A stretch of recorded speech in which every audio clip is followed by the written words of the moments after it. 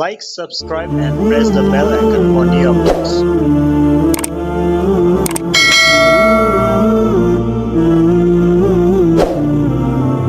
نحمده ونصلي ونسلم على رسوله الكريم اما بعد فاعوذ بالله من الشیطان الرجیم بسم اللہ الرحمن الرحیم ما جعل اللہ من بحیرۃ ولا صائبۃ ولا وصیلۃ ولا حام ولکن الذین کفروا یفترون علی اللہ الکذب وَأَكْثَرُهُمْ لَا يَعْقِلُونَ وَإِذَا قِيلَ لَهُمْ تَعَالَوْا إِلَى مَا أَنزَلَ اللَّهُ وَإِلَى الرَّسُولِ قَالُوا حَسْبُنَا مَا وَجَدْنَا عَلَيْهِ آبَاءَنَا أَوَلَوْ كَانَ آبَاؤُهُمْ لَا يَعْلَمُونَ شَيْئًا وَلَا يَهْتَدُونَ یا ایہا الذین آمنوا علیکم انفسکم لا یضرکم من ضل اذا اہتدیتم الی اللہ مرجعکم جمیعا فینبئکم بما کنتم تعملون صدق اللہ العظیم۔ اللہم صلی علی سیدنا و مولانا محمد وعلی آل سیدنا و مولانا محمد وبارک وسلم ثم صلی علیہ۔ کل کے درس کے اندر بھی یہ بات گزری اور ہم نے پڑھی کہ اللہ رب العزت نے فرمایا کہ ایسی چیزوں کے متعلق سوال نہیں کرنا کہ جس کے بارے میں اگر تمہیں جواب مل جائے تو تمہیں برا لگے۔ میں نے مختلف شان نزول بتلائے، کچھ نے کچھ پوچھا، کسی نے اپنے بارے میں پوچھا، کسی نے اپنے والدین کے بارے میں پوچھا۔ حضور علیہ السلام نے جواب دے دیا اللہ کی منشا کے مطابق۔ انہیں وہ بات بری لگ گئی تو اللہ نے کہا کہ تم ایسے سوال حضور سے کرتے کیوں؟ جو بار بار ادب ہوتا ہے، ایک طریقہ کار ہوتا ہے، جو چلے گئے تو اس کے بارے میں زیادہ کھول کرید کے اندر مت پڑنا چاہیے۔ آج کا سبق دو حصوں پر مشتمل ہے۔ پہلا حصہ ہے جی تحریمات غیر اللہ، وہ چیزیں جو لوگوں نے حرام کی ہیں اللہ نے حرام نہیں کی۔ پیچھے آیا تھا اللہ نے حرام کی ہیں لوگوں نے حلال سمجھنی، اب آیا اللہ کہتے ہیں کھاؤ پیو حلال ہے، بندے کہتے ہیں نہیں جی یہ تو حرام ہے۔ وجہ کیا ہے؟ وجہ اسی سبق کا اگلی آیت کے ساتھ ربط یہ ہے جہالت۔ وجہ صرف اور کچھ بھی نہیں ہے، خود بھی جاہل ہے، دلیل بھی جاہلانہ ہے۔ دلیل کیا ہے؟ ہم یہ کام اس لیے کرتے ہیں کہ ہمارے آبا و اجداد کیا کرتے تھے۔ میرا باپ کرتا تھا، میرا دادا کرتا تھا، میرا پردادا کرتا تھا، یہ ہمارا علاقہ کرتا ہے، یہ برادری کرتی ہے، یہ شہر کرتا ہے، یہ ملک کرتا ہے، پاکستان میں ہوتا ہے، غیر ملک کے اندر ہوتا ہے۔ کثرت نہیں دیکھنی، برادری نہیں دیکھنی، باپ دادا نہیں دیکھنے۔ اللہ کہتے ہیں اگر وہ لا علم تھے تو کیا تم بھی لا علم ہو؟ یہ کون سی دلیل ہوگی کہ باپ دادا کرتے تھے؟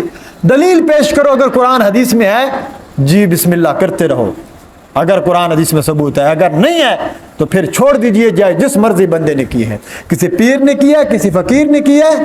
جو رسم ہے، جو طریقہ ہے، جو شریعت کے خلاف ہے، ابھی آئے گا کسی بھی مسلک کے بندے کا آپ ترجمہ پڑھ لیجئے گا، جو ترجمہ میں آپ کو سناؤں گا اس کے خلاف نہیں ہوگا۔ اور یہ اتنا واضح ہے، تو اتنے واضح ترجمہ ہے، اگر آپ ایسے لوگوں کو سنائیں نا جو آج بھی رسموں پہ ڈٹے ہوئے ہیں، کوئی فوتگی کے موقع پر رسم چھوڑنے کو تیار نہیں کہ یہ ہمارا طریقہ چلا آ رہا ہے، شادی کے موقع پہ چھوڑنے کو تیار نہیں، ارد گرد اور حالات ہیں، انہیں یہ آیت آپ یاد کر لیجئے گا۔ میں ابھی لگاتا ہوں، آپ کو وہ نشان لگواؤں گا، یاد کرواؤں گا کہ کون سی آیت آپ نے رکھنی ہے۔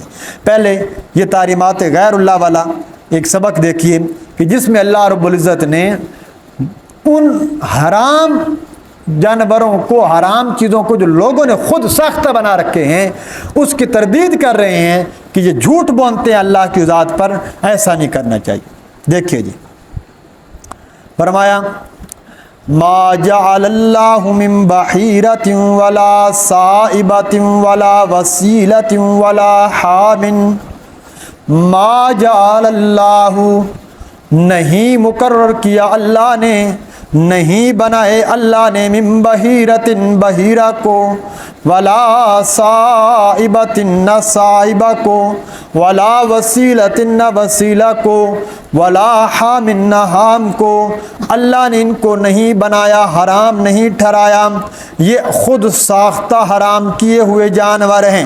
وَلَٰكِنَّ الَّذِينَ كَفَرُوا، لیکن وہ لوگ جنہوں نے کفر کیا، جنہوں نے کفریہ کلمہ کہا، یفترون علی اللہ الکذبا، وہ باندھتے ہیں، گھڑتے ہیں اللہ کی ذات پر جھوٹ بات، وہ اس بات کی نسبت اللہ کی طرف کرتے ہیں کہ یہ جانور اللہ نے حرام کر دیے، یہ جانور اللہ کی طرف سے حرام کر دیے گئے۔ اللہ فرماتے ہیں وَأَكْثَرُهُمْ لَا يَعْقِلُونَ، اور اکثر لوگ ان میں سے عقل ہی نہیں رکھتے، شعور ہی نہیں رکھتے، سمجھ ہی نہیں رکھتے کہ اس کی طرف دیکھیں کہ اللہ نے تو اس کی کوئی دلیل نہیں اتاری۔ 4 جانور جی، بحیرہ، صائبہ، وسیلہ اور حام، یہ کون سے جانور ہیں؟ مفسرین کی اس میں بڑی تفاسیر ہیں۔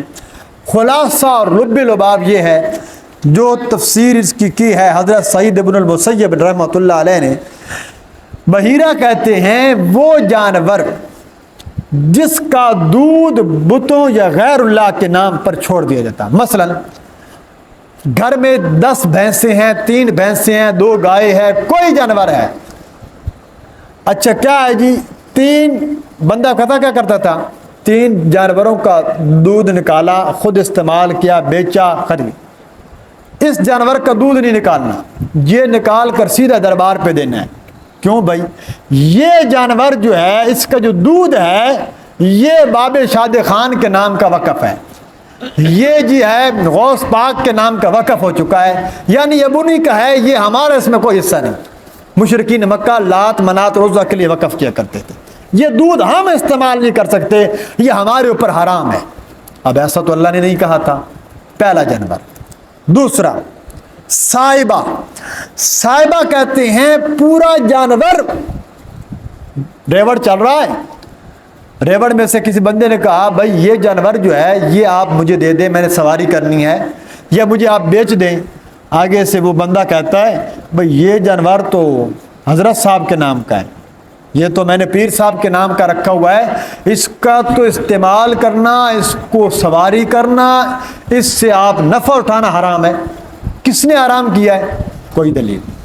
تیسرا جانور وسیلہ، وسیلہ کہتے تھے وہ مادہ جانور جو 2 یا 3 لگاتار مادہ بچے پیدا کرے، یعنی اونٹنی ہے، گائے ہے، بھینس ہے، ان کے جانور اونٹنی ہوا کرتی تھی، وہ اونٹنی جو 3 دفعہ لگاتار بچی یعنی نر مادہ جانور پیدا کرے، تو کہتے بس یہ چونکہ 3 دفعہ اس نے مادہ یا 2 دفعہ مادہ جانور پیدا کیا، نر پیدا درمیان میں نہیں کیا، اب یہ بتوں کے نام کے وقف کر دیں۔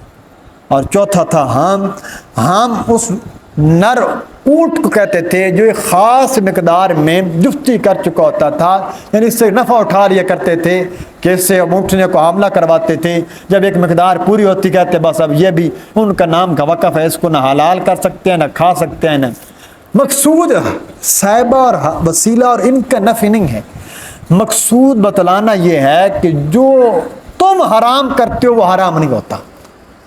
ارے پیر کون لگے، میں کون لگوں، میرا پیر کیا لگے، علماء کیا لگے، محدثین کیا لگیں، کائنات کی سب سے بڑی ہستی اللہ کے بعد جس کا رتبہ ہے سید الکائنات حضرت محمد مصطفیٰ صلی اللہ علیہ وسلم اپنے اوپر شہد کو حرام کرتے ہیں، اور اللہ کہتے ہیں لما تحرم ما احل اللہ لک، میرے محبوب پیغمبر آپ نے شہد حرام کیسے کر دیا جبکہ اللہ نے حلال کیا تھا۔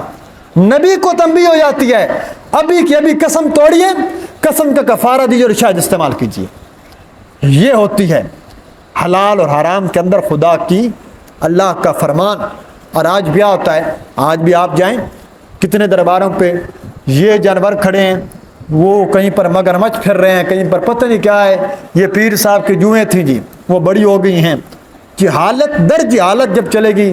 حالانکہ حضرت شیخ عبد القادر جیلانی رحمۃ اللہ علیہ، حضرت علی حجویری رحمۃ اللہ علیہ، یہ جو بزرگ ہیں یہ بڑے اچھی حضرت فرید بابا فرید الدین رحمۃ اللہ علیہ، انہوں نے زندگی توحید پر وقف کر دی، انہوں نے زندگی کے اندر اتنا زیادہ لوگوں کو کلمہ پڑھایا، مسلمان بر صغیر کے اندر اسلام پھیلانے میں بڑا کردار ہے ان علماء کا، ان بزرگان دین کا، لیکن بعد والوں نے جب دیکھا کہ یہ تو بڑا کمائی کا ذریعہ ہے، گدی نشین، تو بن کے بیٹھ گئے۔ آج لوگوں کو گمراہ کیا جا رہا ہے، اور اس چیز کے اوپر تو خبردار کبھی بھی ایسی جگہ پر جا کر کھانا کھانا، وہاں جو چیز بانٹی جا رہی ہے وہ نظر نیاز غیر اللہ کی ہوتی ہے، وہ حرام ہوتی ہے، یا اس نیت سے جا کر وہاں اپنے گھر جانور ذبح نہیں کر رہا، وہاں جا کر ذبح کرنا ہے، اس نیت سے جو تقسیم کرے گا وہ بھی حرام ہو جاتا ہے۔ بحیرہ صاحبہ آج کے جانور کے ہمارے ہاں یہی چیزیں ہیں، دیگ بانٹ دو، میں میرا کام ہو گیا تو فلاں کام ہو گیا تو میں جناب جو بابا شادی خان کے دربار پہ ایک دیگ بانٹوں گا، وہاں کیوں بانٹوں گا بھائی؟ آپ گھر میں کوئی چیز پکائیں اور محلے میں غریبوں میں تقسیم کر دیں، کو نقدی دیں، محلے کو دے دیں، کسی غریب کو دے دیں، مدرسے کو دے دیں، کہیں پر دے دیں، ضروری نہیں ہے طالب علموں کو دیں، لیکن یہ جو شرط لگا دی ساتھ، یہ کیا ہو جائے گی؟ آپ کس حلال چیز کو کیا کر دے گا؟ حرام کر دے گا، اور یہی تعلیمات غیر اللہ ہے، اور جس کی اللہ نفی کر رہے ہیں۔ تو یہ سبق پہلا تو یہ ہو گیا۔ اگلا سبق کیا ہے؟ اگلا سبق یہ ہے کہ اللہ فرماتے ہیں، اس آیت کے شان نزول کے اندر بھی یہ بات تھی کہ جو بندہ بھی نا اسلام قبول کر لیتا، مومن ہو جاتا، تو اس کے گھر والے اس کو کیا دیتے؟ تانا دیتے کہ بد دین ہو گیا ہے۔ جیسے آج کل کیا کہتے ہیں؟ وہابی ہو گیا ہے، یہ تو مماتی بن گیا، وہابی بن گیا۔ کیا مطلب؟ یہ تو جی نظر و نیاز کو نہیں مانتا، یہ تو بزرگوں کو نہیں مانتا۔ بھائی بزرگوں کو ماننے کا مطلب اگر یہ ہے کہ ان کو اللہ کی صفات میں شریک کرنا ہے تو ہم نہیں مانتے، اور اگر بزرگوں کو ماننے کا یہ مطلب ہے کہ بزرگوں کا احترام کرنا ہے، ان کا ادب احترام ہے، ان کی خدمات کو خراج تحسین پیش کرنا ہے، تو الحمدللہ ہم ان کے جوتوں کو اپنے سروں کا تاج بنانے کو تیار ہیں۔ لیکن صحابی کو صحابی رکھیں، بزرگ کو بزرگ رکھیں، نبی کو نبی کا مقام دیں، خدائی صفات میں کسی کو شریک نہ کریں۔ اللہ کہتے ہیں اب باقی آ جائے گی رسم و رواج کی بات۔ رسم و رواج اتنی فوتگی کے موقع پر اتنی ایسی عجیب رسمیں، میں نے کل بھی کچھ ذکر کر دی، شادی کے موقع پہ رسمیں، عقیقے کے موقع پہ رسمیں، ہر جگہ ہم رسموں میں جکڑے چکے ہیں، اور اسی رسموں کو توڑنے کے لیے تو حضور نبی کریم صلی اللہ علیہ وسلم تشریف لائے تھے، اور ایک رسم توڑوانے کے لیے حضرت زینب سے جو اللہ کے نبی کا نکاح کروایا گیا، یہ کیوں کروایا گیا؟ رسم توڑوائی گئی۔ بے منہ بولے بیٹے کی بیوی سے نکاح جائز ہے، لوگوں کا بنایا وہ طریقہ ہے، طوفان مچ گیا، طوفان آتا رہے، لوگ باتیں کرنے سے باز نہیں آئیں گے، اللہ نے رسم توڑوائی، تو رسموں کے خلاف جڑیے۔ میں نے صبح کو جو آپ کو حدیث سنائی، اس کا ایک مطلب یہ بھی ہے، حضرت سفیان، اب آپ بھی سنا دیتا ہوں، حضرت سفیان بن عبداللہ ثقفی رضی اللہ تعالیٰ فرماتے ہیں کہ میں نے حضور نبی کریم صلی اللہ علیہ وسلم سے سوال کیا، یا رسول اللہ مجھے کوئی ایسا بات بتلائیں کہ آپ کے بعد اور آپ سے بھی مجھے دوبارہ سوال کرنے کی ضرورت محسوس نہ ہو، کوئی ایسی جامع معنی بات کہیں۔ تو اللہ کے نبی نے کیا ارشاد فرمایا؟ آمنت باللہ ثم استقم، یہ بات کہہ کہ میں ایمان لایا، پھر اس پر ڈٹ جا، پھر دنیا ادھر سے ادھر ہو جائے تو صراط مستقیم سے نہ ہٹ، یہی تیرے لیے میری سب سے بڑی نصیحت ہے۔ آج رسم و رواجوں کے خلاف کھڑا ہونا پڑے گا، یہ توڑیے خدا کے لیے۔ یہ تیسرا دن ہے، چوتھا دن ہے، یہ 10واں دن ہے، یہ اب تعزیت کا موقع ہے، 7 دن ٹڈا چلتا ہے، 9 دن چلتا ہے، پھر دعائے خیر کے لیے بلایا جاتا ہے، باقاعدہ الگ کوئی دعا کروائی جائے۔ یہ وہ رسمیں ہیں جس میں ہم جکڑے چکے ہیں، اب اس کے خلاف کریں گے نا، لوگ کہتے ہیں پتہ نہیں یہ پاگل ہو گیا ہے۔ یہ وہ چیزیں ہیں جو ہمارے معاشرے کا حصہ بنتی جا رہی ہیں۔ خدا کے لیے ابھی میں ترجمہ کرنے لگا ہوں، آپ قرآن کی آیت دیکھیے گا، اگر یہ بات آپ سمجھتے ہیں کہ قرآن ایسی ہی بات کہہ رہا ہے تو پھر اس بات کو خدا کے لیے سمجھیے، لوگوں کو اویئرنیس دیں، اس کی بات کی تعلیم دیں کہ بھئی آبا و اجداد کوئی ضروری نہیں ہے کہ وہ کوئی رسم رواج چھوڑ گئے ہیں، ان کی نیت کو اچھی ہوگی، ضروری نہیں ہے اچھی نیت ہوگی، لیکن اچھی نیت سے دین میں اضافہ نہیں ہو سکتا، دین میں تبدیلی نہیں ہو سکتی، لہٰذا اس چیز کو اہمیت دیں۔ آئیے آپ ترجمہ دیکھیے جی۔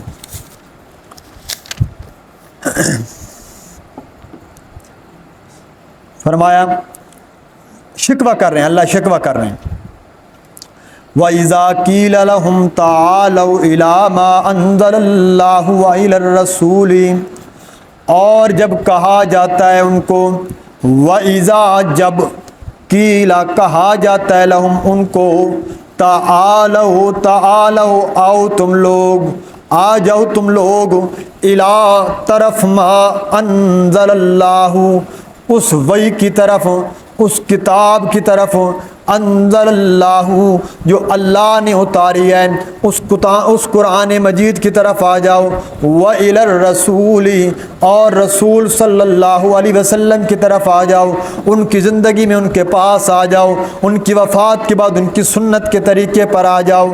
قالو آگے سے رسم و رواجوں والوں کا، آگے سے بدعات گھڑنے والوں کا جواب کیا ہوتا ہے؟ قالو آگے سے مل کر کہتے ہیں حسبنا ما وجدنا علیہ آباءنا، کافی ہے ہمیں ما وہ کچھ وجدنا پایا ہم نے علیہ اوپر آباءنا اپنے آبا و اجداد کے، جس طریقے کے اوپر ہم نے اپنے آبا و اجداد کو پایا وہ طریقہ ہمیں کافی ہے، ہمیں قرآن نہ بتلاؤ، ہمیں حدیث نہ بتلاؤ۔ اللہ جواب شکوہ اولو کان آباؤہم، اور اگر ہوتے ان کے آبا و اجداد، اگر ہوتے بھلا اگر ان کے آبا و اجداد لا یعلمون شیئا، اگرچہ نہ جانتے ہوں ذرہ برابر بھی کوئی بات، ولا یہتدون اور وہ ہدایت یافتہ بھی نہ ہوں، نہ ہدایت یافتہ ہوں نہ دین کے مسئلے کا پتہ ہو، پھر بھی باپ دادا کی پیروی کرنا، یہ ہے وہ شخصیت پرستی، برادری پرستی، شہر پرستی اور رسم و رواج کے پیچھے چلنا۔ اللہ کہتے ہیں جب آپ کہو گے نا بھی آؤ قرآن دکھاؤ، کوئی حدیث محمد مصطفیٰ صلی اللہ علیہ وسلم کو کوئی فرمان دکھاؤ، ایک جواب ہے۔ کیا جواب ہے؟ نہ قرآن ہے نہ حدیث ہے، جواب ہمارے پاس ایک ہی ہے، ہمیں بس ہمارے آبا و اجداد کا طریقہ، ہمیں نہ چھیڑو، ہم سے ہماری رسموں اور ہم سے ہمارا تم سماج چھیننا چاہتے ہو۔ اللہ کہتے ہیں اللہ کے بندو اچھا چلو ٹھیک ہے، آبا و اجداد کے اوپر بھی چل پڑتے، حضرت یوسف بھی اپنے آبا و اجداد کے پیچھے چلے، امام الانبیاء صلی اللہ علیہ وسلم نے بھی اپنے آبا و اجداد کی پیروی کی، لیکن ان کے آبا و اجداد انبیاء تھے، صاحب علم تھے۔ اگر کسی کا باپ دادا صاحب علم ہے اور سنت طریقہ چھوڑ گیا ہے پھر ان کی پیروی غلط نہیں ہے، یہ شرط لگا رہے ہیں اللہ، اولو کان آباؤہم لا یعلمون شیئا، بھلا ان کا باپ ان کا دادا ایک دین کی کوڑی بھی نہ جانتا ہو اور نہ ہی وہ ہدایت یافتہ ہو، تب بھی ان کی بات مانو گے؟ قرآن کو چھوڑ دو گے، محمد مصطفیٰ صلی اللہ علیہ وسلم کے فرمان کو چھوڑ دو گے؟ اور آج یہی کچھ ہو رہا ہے، آج ہو رہا ہے۔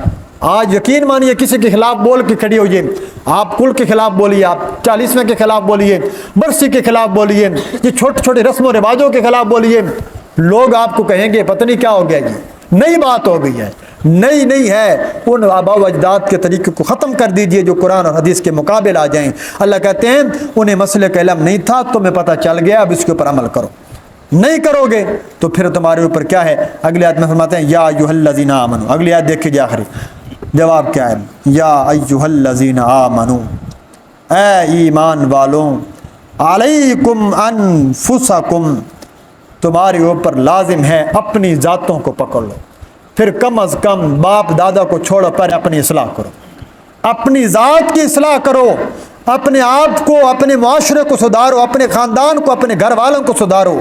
لا یضرکم من ضل، نہیں نقصان دے گا تمہیں، من وہ شخص، ضل جو گمراہ ہو گیا، اذا اہتدیتم جب کہ تم نے ہدایت حاصل کر لی۔ اچھا اب آپ کو اللہ نے ہدایت دے دی، الحمدللہ، اللہ نے آپ کو توحید کی سمجھ دے دی، اللہ نے آپ کو سنت کی سمجھ دے دی، آپ بدعت کے اندر شریک نہیں ہوتے۔ میں ایک مثال دینے لگوں، قرآن کیا سمجھا رہا ہوں۔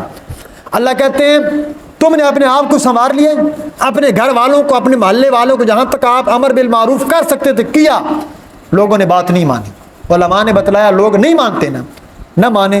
اللہ کہتے ہیں تم نے ہدایت پا لی، ان کی گمراہی تمہیں نقصان نہیں دے گی، میں کل قیامت کے دن تم سے نہیں پوچھوں گا کہ تمہارے بھائی نے ہدایت قبول کیوں نہیں کی تھی، تمہارے محلے والے نے ہدایت قبول اللہ کہیں گے تم نے اپنی ذمہ داری ادا. تو ہم تو بھائی اپنی ذمہ داری ادا کر رہے ہیں. ہم سے کل قیامت کے دن اگر سوال ہوگا ہم کہیں گے اللہ جی ہم نے تو قرآن پڑھ کے بتایا تھا لوگوں کو یہ رسمیں ہیں یہ رواج ہے اس سے بچو. اب اگر کوئی نہیں بچتا چلتا ہے پیچھے, اللہ کہتے ہیں ان کا نقصان ان کی گمراہی تمہیں نقصان نہیں دے گی, تم ہدایت پر آ چکے ہو. باقی کتنا جی لیں گے, الاللہ مرجعکم جمیعا. کتنا خوبصورت جواب دیا. اگر آپ اس بات میں اندر غور کریں, الاللہ مرجعکم جمیعا, اے لوگوں اللہ ہی کی طرف تم سب نے لوٹ کر آنا ہے. مرجعکم لوٹنا ہے, جمیعاً تم سب نے, قیامت حضرت آدم سے لے کر قیامت کا آخری انسان تم سب میرے دربار میں کھڑے ہو گئے ہو. اس وقت میں پوچھوں گا فَيُنَبِّئُكُم بِمَا كُنتُمْ تَعْمَلُونَ, میں تمہیں خبر دوں گا ان کاموں کی جو تم دنیا میں کیا کرتے تھے.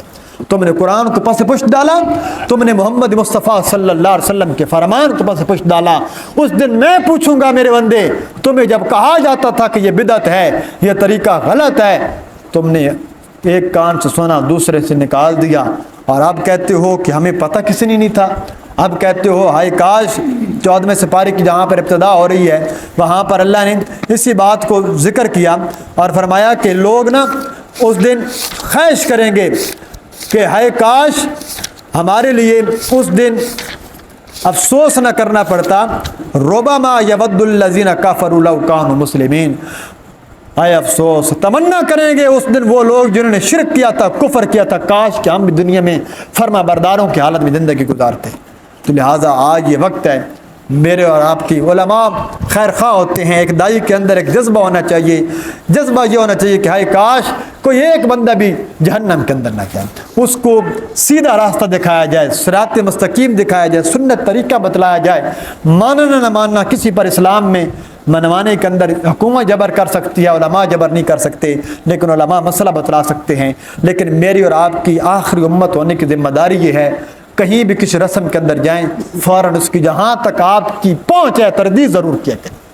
جہاں دلائل کی ضرورت پڑے ہم حاضر ہیں, لیکن آپ اس کی رسم کی یہ رواجوں کو چھوڑیے گا. خدا کے لیے جتنا جلدی چھوڑیں گے اتنے آنے والی نسلوں میں انشاءاللہ دین اور سنت زندہ ہوگی. اور میرے نبی آخری بات حضور علیہ السلام نے فرمایا من احیا سنتی عند فساد امتی فلہ اجر 100 شہید, جس نے میری ایک سنت کو جب کہ سنت مٹائی جا رہی تھی زندہ کیا, میں اللہ اس کو 100 شہیدوں کا ثواب عطا کروں گا. اس سے بڑے اور کیا ہو سکتا ہے. اللہ کریم سے دعا ہے اللہ تعالی ہمیں صحیح معنوں میں قرآن و سنت کے مطابق زندگی گزارنے کی توفیق نصیب فرمائے.